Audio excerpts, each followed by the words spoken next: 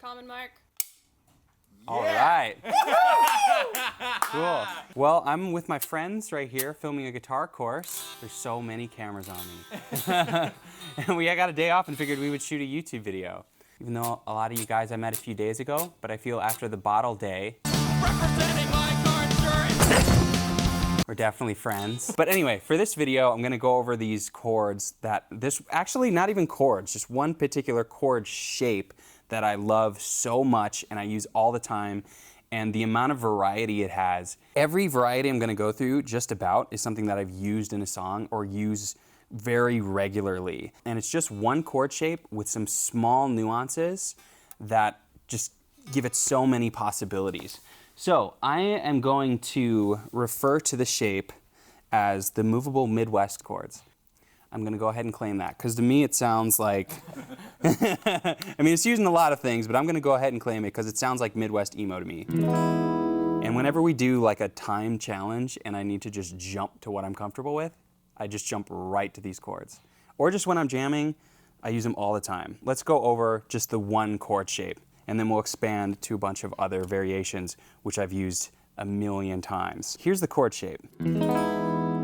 It's just a simple kind of clump of your fingers. First string is open, second finger on the 7th fret, and I put this tape on my guitar recently for the chorus so that it wouldn't be as confusing. They don't come stock like this. So the second finger on the 7th fret, then the first finger on the 6th next string, then you got your third finger right here on the 8th fret. And you just strum through. And then these other strings are open. And I just love that sound. And I've been referring to them in the course as the movable Midwest chords.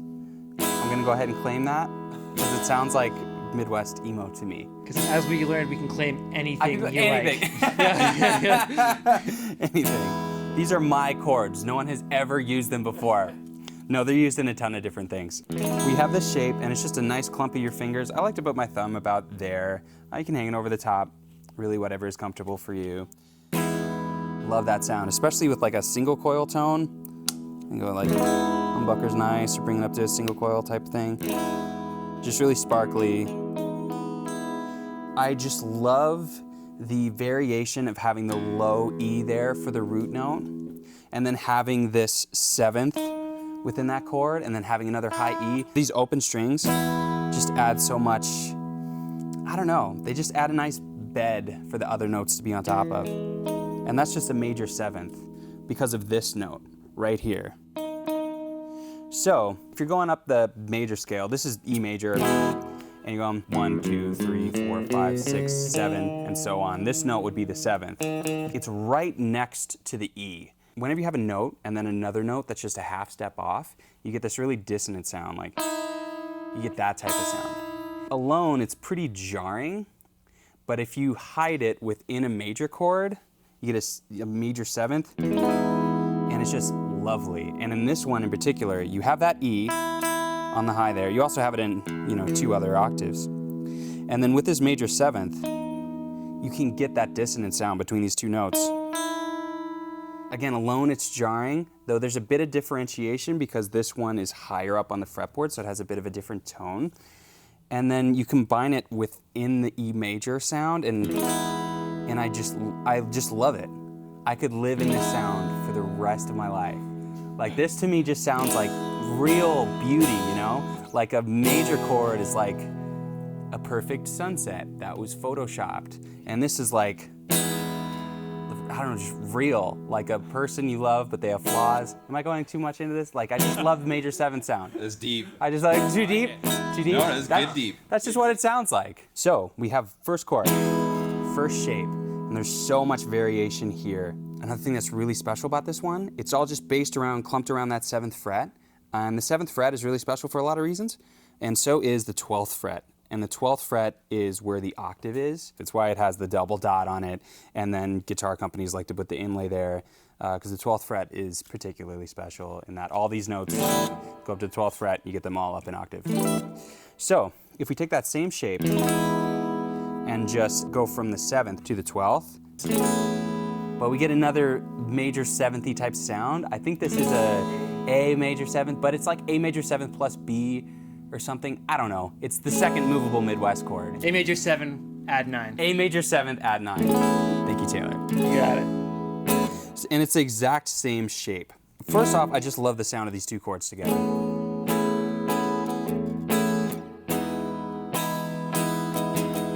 And they just work so well together. And especially what's so great about these two is that all the variations we're going to learn for one also work on the other. Just because of how the scale happens to be laid out for E major, as well as the harmonics are around the 7th and 12th fret. We'll get to that later. So right now, one chord shape, two chords. So we've been in major 7th territory.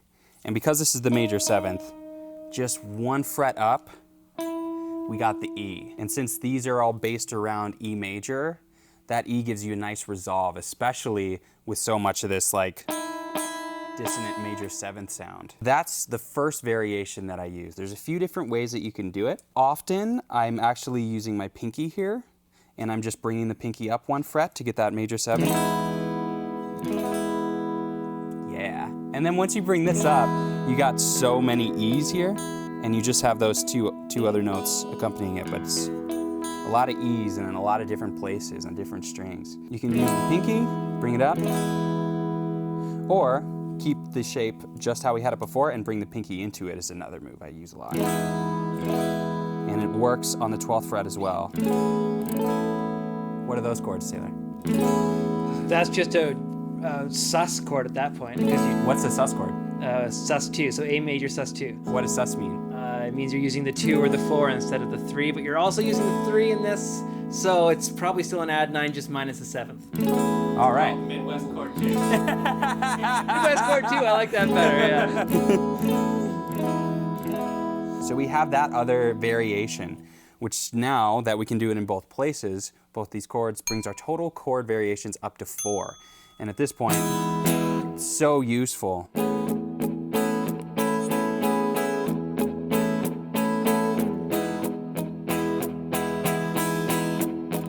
I just love that sound. I love everything about it. If I had a nickel for every time I'd strum these chords, I'd be making money in a really weird way. That's a Mitch Hedberg joke. Next up, we have another variation. Now we're going to start doing a variation with the middle finger here. So far, we've been using this middle finger and just keeping it on the 7th fret in this nice clump. But we have so many different options with it as well. Here with the clump, it has the root there. So this is a low E, and then we have another E here backing it up. And then with this other variation, it's actually the lowest root because this is an A major 7th plus 9 minus 28 cents or something.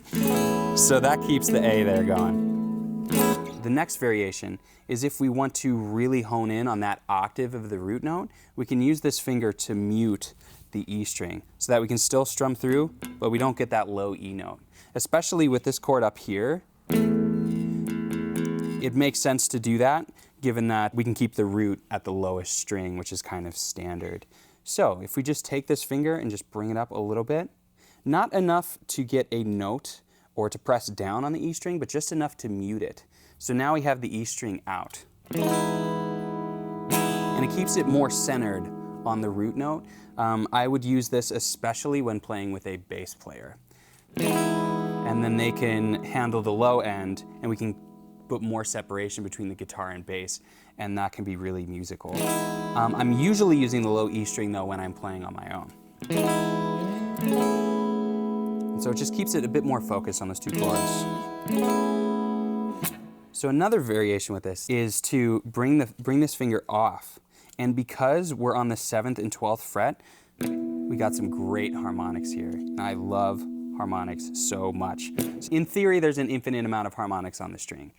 In practice, the ones that are most easy to get are on the 12th fret, which brings a note up an octave, 7th fret, which brings it up a 5th, and then we have the 5th fret here, which brings it up 2 octaves. And then there's a bunch over here too. But since we have those really nice harmonics on the 7th and 12th fret, we can also take our second finger here and just place it very, very gently right over the 7th fret and get these nice harmonics. Oh man, doesn't that sound fantastic? Yeah, it sounds like a dream. When using the harmonics, I like to strum pretty hard on those because harmonics take a little bit more energy to be just as loud. And then I'll be pretty soft with the higher strings. So like, might do something like that. And then because these are around the 7th fret and the 12th, there's also right here. It just sounds great. And that just adds a whole other dimension.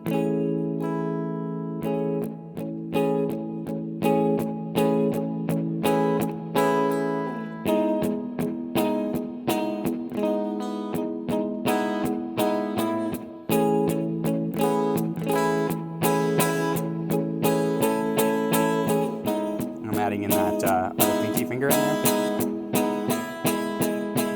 Just sound really nice. And then, of course, you can do the harmonics on one or the other and keep the other string open. Then it's a little bit more subtle. I'll tend to highlight it a bit more. Same with the low string.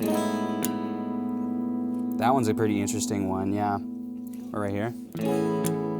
Yeah.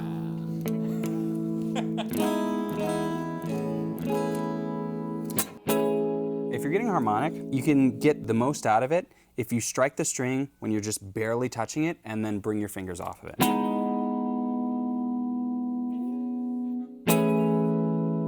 Lovely, love it. And then you have, just with this finger, just getting rid of it, not using it on the string at all, and just having these nice, totally open strings. Once things are building up in the song, if I'm using these chords a lot, this is what I would build up to the chorus with. And then especially here, you're losing the root note, and that A, since it's not within that E major chord, is adding a lot of tension, but right up here, it fits right in because the A is the root. That's a cool chord. My song Mutter and a few Mutter, I don't know how to pronounce it, it's my song. This chord was the inspiration for that open tuning because it's so close to the 12th fret. Just took the D, tuned it down a half step, G, tuned it up, and that's where I got that. And at least Mutter is in that tuning. And I have a few other songs that are in there too. So I like to, again, really build up with that.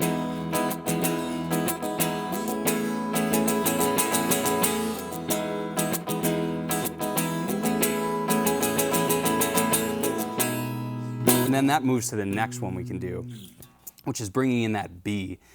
This is really cool. The main way that I do that is I put that finger on the B and I mute the A string. Especially with this chord, the A and the B and the E in the G major chord just gets really messy. Though, it is totally useful when you're looking for a lot of tension, especially going right into the chorus or if you went to an E major chord, that could be really useful there. So we have two variations to either have it mute the A and then keep that B as the low root, which of course works here, especially now we got the E, or open it up and get that A as an open note.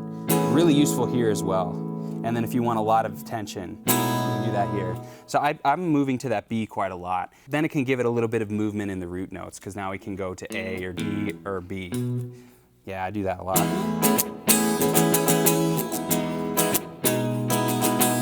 That's 8 different variations with the middle finger. Add it to that other number we had before as they all work with all the other variations, and that brings us to 36 chords so far. We'll double check the math and editing. Number of chords, I got nothing. Type of chords, I can help you out. Yeah. Well, what are we at now? That's just the same sort of things. We're using the 5th and the bass. Exactly, we're using the 5th and the bass. That's a good way to put it. We're just bringing it down to the 5th. And it's all in the same clump, so far, even from like the wide camera angle, it all looks pretty much the same. It's the same chord shape with just some small nuances. So now we can bring in the 3rd finger. If we change this shape slightly to have the pinky on that major 7th, on that 8th fret, then we can start doing the same variety with the 3rd finger on the top. Because again, just like the low 2 strings, the high 2 strings also have those great harmonics there. Right?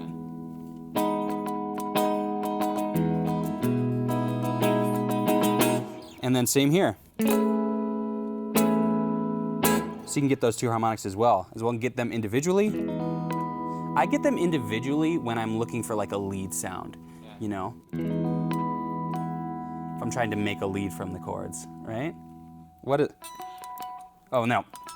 That's Mario. The main way that I use this finger, I like using the Harmonics for like sparkly accents, but it's very common that I take this finger and put it to the 7th fret, just right here on the B string. That's the main way that I use this finger. This is maybe the standard for how I use these chords. And then we can bring it up here as well.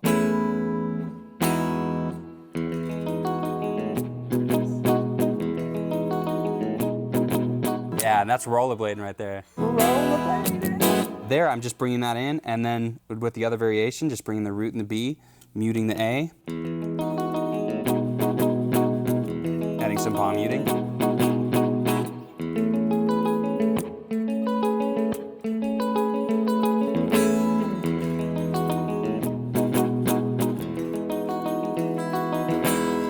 Love it. That song's about rollerblading. So we have just on the B string here, these great chords, but we can also move it up to the E. And I really love adding that in as well. So what's so great about these chords is you have the 7th fret and the 12th, which of course can all be fretted, open, all of it's in key, and harmonics, and all of it stays in key. And this is, yeah, having it on the high E really accents that high root note of the chords. Well, the 5th in this situation.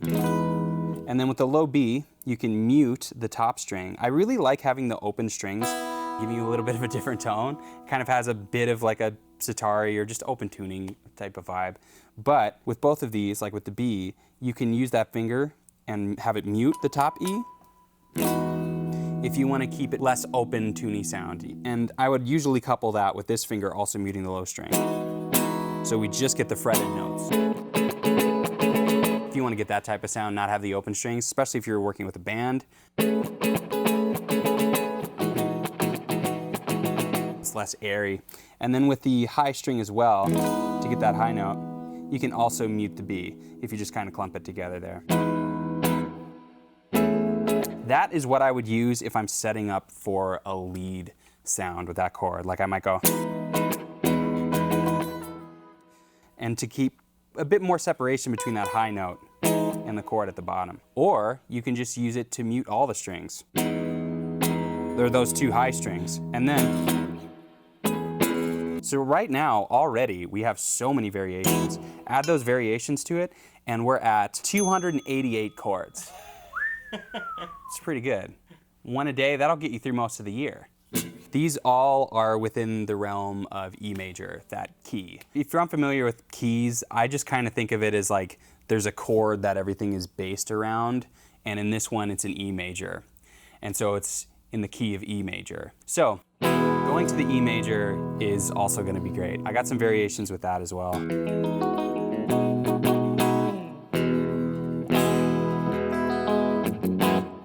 I like in the E major, to keep this sound going, you can use the 2nd finger, lift it up, and put it on that same fret. It's got a similar type of vibe where you can put it between the 2. I really like putting it on that 2nd fret because it adds a lot of tension. It doesn't really work, which makes it really satisfying when you stop doing it. I mean, it works, but it has a lot of tension to it. Yeah, I like it.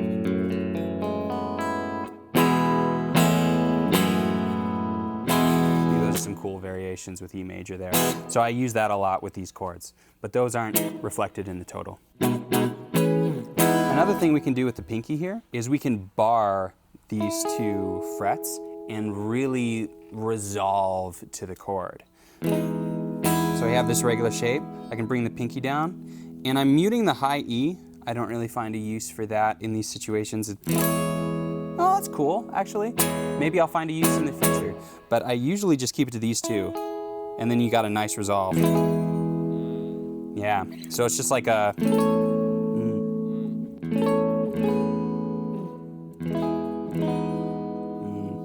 Yeah, oh yeah, especially back to this one. I'll do that. Like if I have this shape, then I can just slide the pinky over. And then it's like you have these thirds at the top.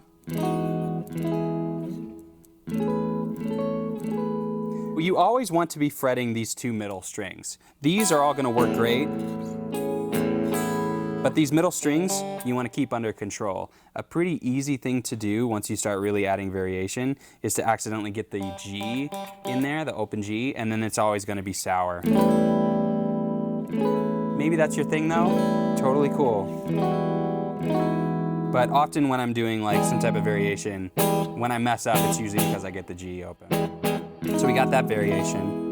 This pinky bar variation can't be used with the third finger variation, so that won't count towards that total, but it will count to all the ones we had before, which brings our total up to 360 chords. Nearly a chord a day for a year. You get 5 days off, but that's it. There's a bit more you can do with the pinky here to add in lead notes. It's a bit easier too around the 12th fret, but you can do it at each one. So if you go back to this main shape, you have your pinky free over here to get some high notes. And I especially like to, because I love major sevenths, get another major seventh here, that 4th fret. I think of this as the 4th fret, just up an octave. Whenever I'm past here, I'm still thinking in 1 to 12. That would be the 16th fret. The major 7th sound. And then you can also do that here. It's a bit more of a stretch, but it sounds great. You can also mute, and then you have all the other notes in this area that you can get to. Add some variation with the thumb.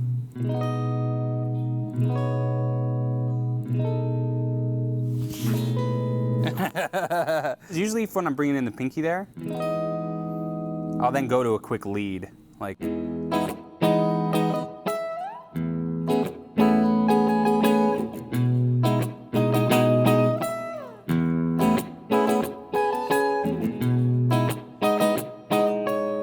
And then you can add it in with that other variation here to get that note.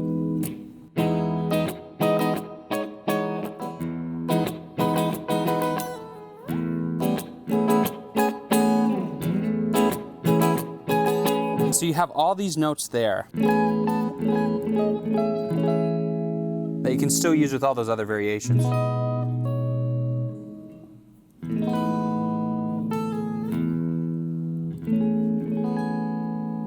And then you can mute the other ones. If you just want to keep the lead, you can mute that other open string. Then you have all these that you can get to. On this side, it's a little bit different. If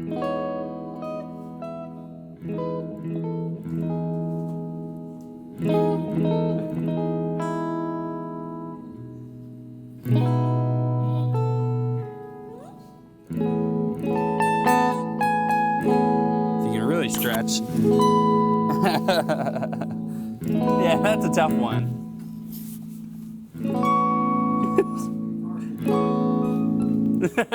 We won't count those. And so given that, there's a lot more variation, so the math gets a bit more complicated. Some of it can be used with other variations, some of it isn't.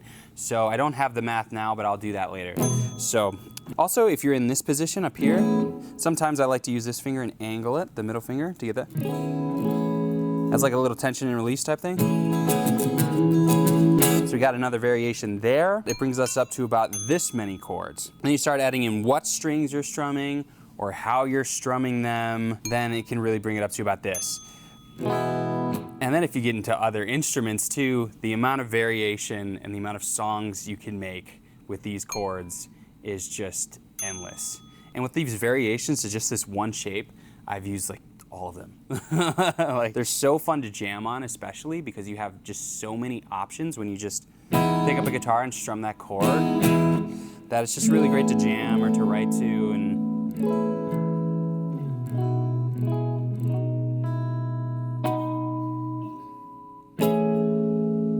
or you start adding in tapping, like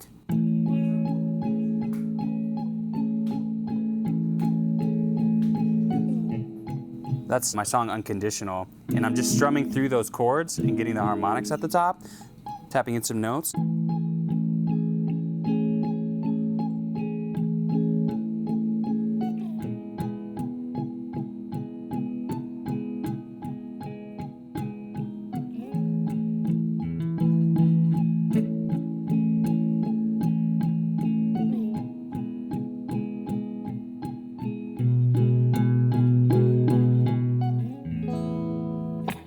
This would be a good time to bring in the band.